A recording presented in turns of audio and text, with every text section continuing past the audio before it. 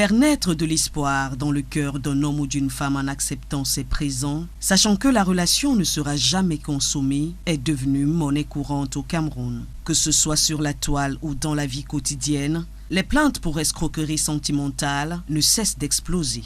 Je connais une personne qui en a été victime, peut-être pas directement financièrement, mais c'est une fille qui lui a fait croire qu'elle était enceinte de lui.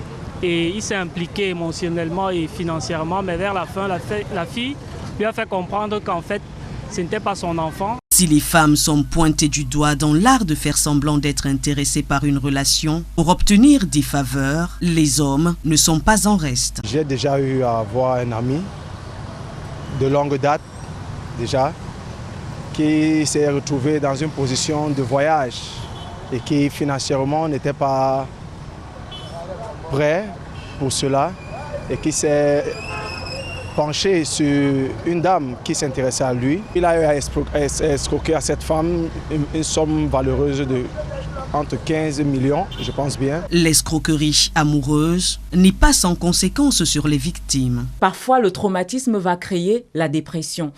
Nous sommes dans une société dans laquelle on ne comprend pas les problèmes mentaux, malheureusement. Au Gabon, cette arnaque au sentiment à ciel ouvert est dorénavant passible de 6 mois d'emprisonnement et d'une amende d'1 million de francs CFA. Un texte de loi qui interpelle le Cameroun. L'escroquerie sentimentale devrait être punie et justement le législateur doit se prononcer sur la question. Si le phénomène semble banal et risible, l'escroquerie sentimentale reste une arnaque dévastatrice qui laisse sur le carreau des hommes et des femmes ruinés et surtout au cœur brisé.